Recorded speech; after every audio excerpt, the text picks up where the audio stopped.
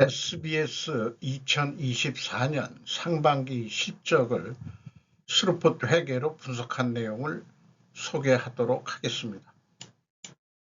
영업수익은 16.7% 감소했고 영업이익은 295%가 감소했습니다. 영업손실로 적자로 전환이 됐습니다. 콘텐츠 자산 회전율을 평가지표로 삼아봤고 2.4회전 나왔고요. PBR은 현재 0.39 매우 저조한 상태입니다. 그리고 분석 결과 콘텐츠 자산 분식회계 개연성 견해를 말씀드릴 수 있겠습니다. SBS에 대한 관련 뉴스로 안 판다 태영 일축에도 SBS 매각까지 언급하는 일부 채권단 왜? 라는 질문의 형태로 허지은 기자가 이데일리에서 9월 12일 날 보도한 내용입니다.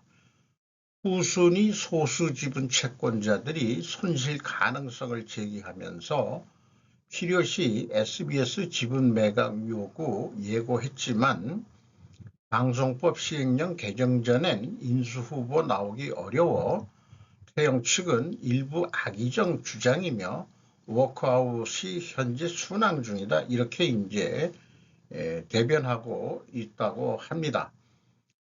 채권단이 무려 400여 곳에 달하는 모양인데 태영건설로부터 촉발이 됐죠. PF 프로젝트 파이낸싱 이런 거로 건설회사 등 부동산 회사들이 부채들이 프로젝트 파이낸싱이라는 이름으로 매우 많은 빚을 지고 있는데 부동산 경기가 안 좋아지면서 태영건설이 워크아웃을 신청을 한 거죠. 이거를 안 받아주려면은 파장이 너무 크고 건설 대기업이라기보다도 약간 중견 상정도 수준의 태영건설인데 어쨌든 사는식 구조조정에 대한 뿌리 깊은 불신으로 채권단이 SBS 지분 매각 해설에도 자기네들 채권 확보를 해달라 이런 뜻으로 이해가 됩니다. 태영은 에코비트와 여의도 태영빌딩 매각 작업이 12월 이번에 마무리되고 자금 확보가 될 수 있고 또 그에 앞서서 경주 골프장 그 다음에 고려 시멘트도 매각을 했고 또 용인 CC하고 상주 CC 담보로 2천억 원의 유동성도 확보했다. 루나엑스 골프장과 광명 테이크 호텔 등도 매각도 추진하고 있다. SBS는 꼭 가지고 가고 싶은 모양이에요. 태영 입장에서는. 그런 것으로 이해가 됩니다. 원가 회계 손익으로서 매출이 3,530억인데 16.7% 감소했는데 방송 콘텐츠 자산이라는 걸 운영하고 있습니다. 이게 거꾸로 23.4%가 증가했습니다. 재고 자산은 아니니까 이 콘텐츠 자산이 늘어났다는 얘기는 무슨 드라마 제작을 많이 해놨다든지 그런 것으로 일단 이해를 해보기로 하고요. 방송 제작비와 사업 비용을 합한 금액이 12.8% 감소했고 매출 총 이익률은 4% 하락했고요. 판매 관리비가 9.2% 줄였는데 그 결과 영업이익은 95억 원의 적자가 됐습니다. 원가회계상 188.5%가 영업이익이 감소했습니다. 영업이익률 마이너스 2.7%고 5.2%가 하락했고요. 우측에 있는 것은 회사가 공시한 방법입니다. 이 지상파 또는 공중파 방송이라고 그러죠. 민영 영리 방송인데 대부분 광고 수익에 의존하는 게 많다. 비중이 그런 거 했는데 얼마나 되나 궁금해 보니까 40.8%가 광고 수익이고 나머지는 사업 수익으로 돼서 59.2%가 사업 수익으로 되겠습니다. 이 사업 수익이 콘텐츠 자산하고 관련이 있는 거겠죠. 영업비용은 방송 제작비, 사업비용, 판매비와 관리비 이렇게 돼 있어가지고 그 좌측처럼 이렇게 제조업식으로 그 손익계산서를 풀어 매겨 봤습니다. 요걸 써있는 걸 제가 읽어보겠습니다. 공중파 방송의 쇠락과 함께 광고 수익도 내려가고 있다. 원인은 유튜브로 일단 시청자들을 빼앗겼기 때문이다. 그렇다면 공영방송이라는 KBS와 MBC는 어떨까? 아마 저는 마찬가지일 거라고 생각하는데, 또한 케이블 TV에 의한 여러 방송들이 수없이 생겨났죠. 이만큼 치열한 생존 경쟁처도 없을 것 같다. 그래도 SBS는 광고인데 오타났군요.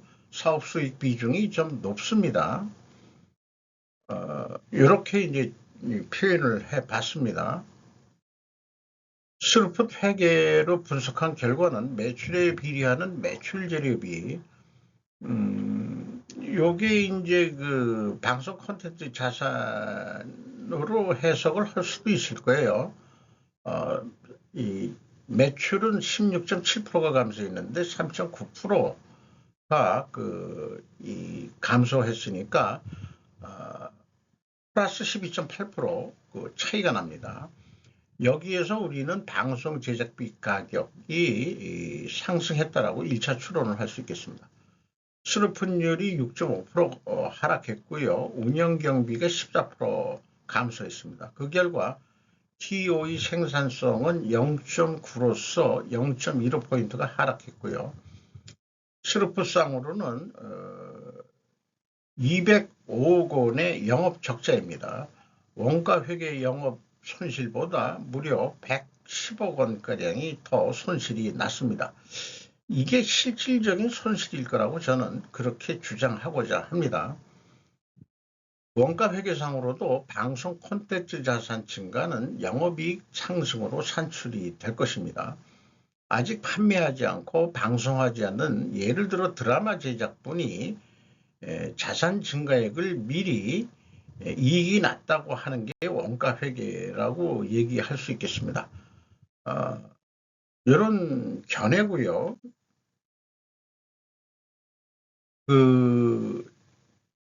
재고자산을 방송 콘텐츠 재고자산과 두 가지가 있습니다. 유동과 비유동이 있는데 245억 원이 증가했습니다. 비유동도 있습니다만 비유동이 2023년에는 482억 원이 있는데 비유동 방송 콘텐츠 자산이 뭔가 확 줄어버렸어요. 대신 유동 쪽으로 이거를 넘긴 거 아닌가 이렇게 생각이 됩니다. 유동 쪽으로. 제가 분석해 본 경험으로는 방송 콘텐츠 자산은 민영방송인 SBS만 있는 자산이다. KBS, MBC 공영방송이라고 주장하는 방송들은 이런 계정을 만들 착상조차도 못할 것이다. 영리 목적의 민영 방송이기에 마치 재고 증가는 이익의 증가 개념을 만들어낸 것으로 저는 해석합니다. 그럼에도 불구하고 공영방송처럼 당해년도에 들어간 드라마 등 방송 콘텐츠 제작비를 당해년도에 모두 비용 처리해도 그만입니다. 오히려 콘텐츠 자산이 없는 게 스루프 관점이라고 볼 수는 있겠어요. 비용의 성격적 분류 내용을 해보면은 회사가 표현한 거는 개별 제작비 등이라고 표현했어요.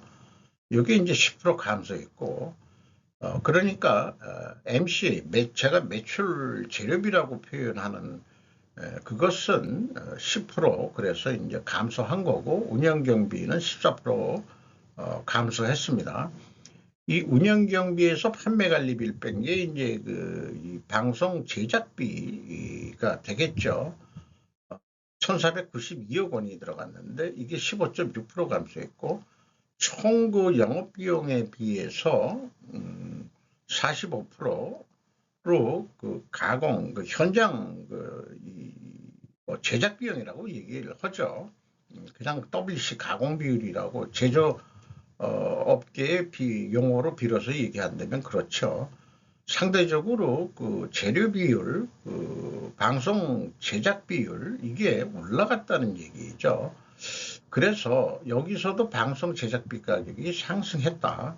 그 방송 제작비가 그럼 도대체 뭐가 많이 들어가느냐 그러면은 뭐 드라마 예를 든다면은 작가 원고료하고 그다음에 이제 출연 배우들의 그 출연료 이런 것들이 많은 비용이 들어간다. 뭐 세트 제작비 뭐 이런 것도 들어갈 거고 뭐 이것저것 많이 들어가겠죠. 간접비로도.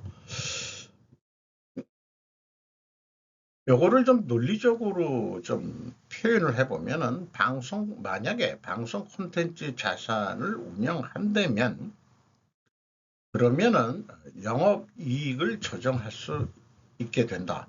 왜냐하면은 원가회계 손익을 적용하기 때문이다. 그러면 이것이 이제 가정 원인인데 원인 가정이라고 그러죠. 원인 가정을 제가 이렇게 했으면은 필연적으로 존재할 다른 증거를 대라. 결과를 내놔라. 이것은 건설사의 미청구 공사와 유사하다고 볼 수 있겠습니다. 요 의견을 말씀드리고요. 그래서 그 방송 콘텐츠 자산을 제가 그 재고자산 성격 어떻게 생각하면 제가 포괄 제공 성격으로 인식을 하는 겁니다. 지금 제공 중이다 이게요. 방송되기 전까지는. 그러니까 이것이 이제 245억 원이나 증가했는데 회사 쪽에서는 그런 거를 표기를 안 하니까 갭이 바로 245억 원 차이가 난다. 이렇게 이제 보면 되겠습니다. 작년 차이는 얼마 안 되는데 이게 왜 올해 상반기에 이렇게 크게 차이가 났을까? 그래서 그 총 영업비용, PQ 총 영업비용의 그 갭도 동일한 금액이고요. 여기서 이제 제조업의 생산재료비라는 건데 방송 제작을 하는데 들어가는 제작 비용이라고 투입 제작비라고 보면 되겠죠. 그리고 3단계 이게 이제 중요한 건데 현금이 125억 원 나간 거로 그 현금 흐름표에 나와 있습니다. 그런데 그 재무상태표에 보면은 방생 콘텐츠 자산이 245억 원이 증가했잖아요. 그러면은 딱 120억 원 차이가 납니다. 자, 돈은 125억 원 썼다고 그랬는데 현금으로. 근데 어떻게 245억 원이 증가하냐 이게요. 그러니까 120억 원을 부풀려서 자산을 늘려놨다. 이렇게 이제 오해를 하게 될 수밖에 없는 상황입니다.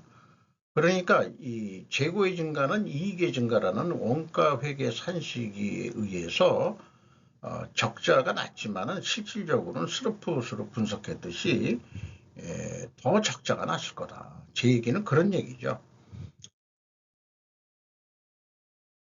뭐 그런 것들이 이 태영건설의 그 워크아웃하고 무관하지 않다. 저는 이렇게 생각을 합니다. 운영경비 중 인건비가 469억 원대가 집행이 됐는데 8.2% 감소했고요. 직원 수가 1000명대가 있었는데 133명을 해고했습니다. 해고했는지 다른 계열사로 내보냈는지 그건 잘 모르겠어요. 그리고 남아있는 사람들은 연간 한 1억 49만 원 정도의 연봉이 예상이 됩니다. 그러면은 임금 인상률은 한 5.34%가 될 것 같다. 노동 생산성 떨어졌고요. 노동 분배율 떨어졌습니다. 외주 용역비가 근데 4.8% 증가했고 다른 경비들은 줄였는데 지급 수수료는 17.2% 크게 줄었어요. 방송가에도 해고바람이 있었을 것이다. 근데 KBS나 MBC는 공영이니까 자기네들은 그런 일이 없겠죠. 회사가 공영이니까 이익이 나든 말든 일자리는 확보하는 거 아닌가. 그런 생각도 좀 들어보고요. 그래서 콘텐츠 자산을 평가지표로 잡아봤습니다. 회전율 2.4회전인데 4회전 했던 게 무려 39.5% 하락했어요. 스르폰율은 6.47%, 동일 방향의 하락이면은 일단은 투명하게 가정을 합니다. 이자 부채 레버리지율 21.7%로 뭐 안정선에는 있습니다. 이 평가지표 그 방향이 하락, 두 가지가 하락했기 때문에 크게 투명성 가정을 세우는데, 이것들을 또 입증을 하려면은 방송 제작비가 상승해야 되고 1, 2차 추론에서도 상승했다라고 추론이 되죠. 그리고 이 판매 가격은 내려갔을 거다, 이런 얘기가 되겠습니다. 그리고 필연적으로 존재할 다른 결과라면은 그 방송 콘텐츠 자산을 수량으로 할 수 있는 건지는 잘 모르겠습니다만은 요거가 적용하기는 좀 쉽지는 않을 것 같긴 한데, 뭐 자관 수량에 의한 그 재고 회전율, 또 예를 들어서 10편을 제작을 했는데 6월 말에 한 5편 정도가 지금 방송이 안 됐다. 그게 재고라고 볼 수 있겠죠. 수량으로. 그럼 재고 회전율이 2회전뿐이는 안 된다, 이런 얘기가 되겠죠. 그래서 제작비가 상승했겠느냐, 그렇게 됐는데, 원재료 가격이란 것을 잘 이해를 하고 있어요. 자기네들은 제조업이 아니니까 원재료 가격 추이에 대해서 어떻게 설명하면은, 결론은 이제 방송 제작비다 하는 거를 자기네들이 인식을 하고 있는 거죠. 그래서 표현이 인적 물적 자원의 결합에 의해 제작되는 방송 제작물의 원재료는 이렇게 이해를 하고 있어요. 작가 문예비와 연기자 출연료 등이므로 가격을 산출하기 표기하기가 곤란합니다. 어렵다는 게 아니고 곤란합니다. 그거 개인 프라이버시에도 해당되고 그런 거기 때문에 이렇게 요거는 아주 잘 표현을 해준 것 같아요. 그러면은 이제 판매 가격에 프로그램, 방송 콘텐츠 자산 판매 가격은 안 알려주지만은 광고 요금은 좀 제시를 했어요. SA, TV 광고 요금인데 라디오 광고 요금도 있고 뭐 여러 가지가 있습니다만은 제시한 것은 그 TV 광고 15초 0.4% 인상을 시켰어요. 작년에도 조금 인상이 됐는데, 그러면은 수조 판매 가격이 떨어졌을 거라고 입증을 해야 되는데, 아마 그 광고 비는 인상이 됐더라도 아마 그 프로그램 팔아먹는 거는 좀 가격이 내려가지 않았을까, 이렇게 생각이 되네요. 지금까지 얘기한 거를 조견표로 표시를 해 봤습니다. 어쨌든 입증을 수치적으로 하기에는 좀 부족합니다. 그래가지고 원재료 가격이 이가 올라갔을 거라고 하지만 알 방법은 없고요. 그 다음에 이제 광고만 0.4% 정도 좀 올라갔다는 정도만 이해할 수 있겠습니다. 투명 과정은 확인되지가 않습니다. 이런 상황에서 연말 매출액은 오늘 판매한 만큼 내일도 판매가 될 것이다. 40.7%, 전년에 이 상반기 실적이 40.7%뿐이 되질 않습니다. 요거 기준에서 생각을 해보면은 계획은 손익분기점을 계획을 했어요. 그러면은 운영 경비가 더블이 된다고 보고 1 더하기 100% 산식입니다. 그러면 한 7,854억 정도 할 것 같다, 이런 얘기고, 매출 재료비라고 표현했는데 이제 방송 제작비의 매출 비중이겠죠. 요거가 운영 경비 기준으로 해서 이렇다면은 여기에 가깝게끔 방송 제작비가 얼마나 더 증가해야 되냐면은 손익분기점 내기 위해서 123% 정도 그또 매출이 돼야 된다 이게요. 그래서 이제 유사하게 맞췄습니다. 제가 요거는 계획을 할 때. 이렇게 이제 계획을 해볼 수 있겠습니다. 그래서 연말에 7,870억 해보자. 그 1조를 못 한다는 거죠. 1조 원을 한참 멀었다는 얘기예요. 그러면은 이제 뭐 수치상 6억 9,400이니까 손익분기점 수준으로 이렇게 될 거다. 그런데 콘텐츠 회전율이 4.8회전 예상이 되는데 5회전 정도 좀 해보자. 그럼 잘 만들면 잘 팔릴 거 아니에요. 그러면은 한 100억 정도 이익이 날 것이다. 이렇게 이제 예상을 해볼 수 있겠습니다. 그리고 제조업 준에서 얘기한다면은 콘텐츠 자산이 증가했으니까 스루프스로 분석하면은 원가액의 영업이익보다 이익이 감소하고 적자가 더 낮죠. 그리고 판매액가는 원가액보다 낮게 나오게 되어 있는데 지금 원가 회계상으로도 제가 실질적으로는 예측을 해보는데 예가가 스루프 쪽이 더 높게 나옵니다. 이게 어떤 뭔가 특별 원인이 있어요. 이 일반 노멀한 트렌드하고는 좀 다르게 나왔어요. 이것은 손익분기점 예측 로직이 상이하기 때문이다. 이렇게 좀 얘기할 수 있을 것 같습니다. 어쨌든 적자가 나무로 인해 가지고 주가는 15,210원으로서 전년도 31,150억 원, 아니 150원에 보다도 15,940원, 거의 그 배가 내려갔어요. 그래서 PBR은 0.39 상태가 되겠습니다. 주주는 TY홀딩스가 36.32%고 연금공단이 13.25% 가지고 있고, 그런데 TY홀딩스의 최대 주주는 윤석민 씨로 25.44%, 세암운영 윤세영재단이 5.43%, 국민연금이 7.18% 지분을 소유하고 있습니다. 이상 SBS 상반기 실적을 스루프 관점으로 분석한 내용을 소개를 해보고 콘텐츠 자산을 부풀렸다 하는 게 이번 상반기에 눈에 띄는데 3분기에 어떻게 나올지 좀 두고 보도록 하죠. 이상 마치도록 하겠습니다.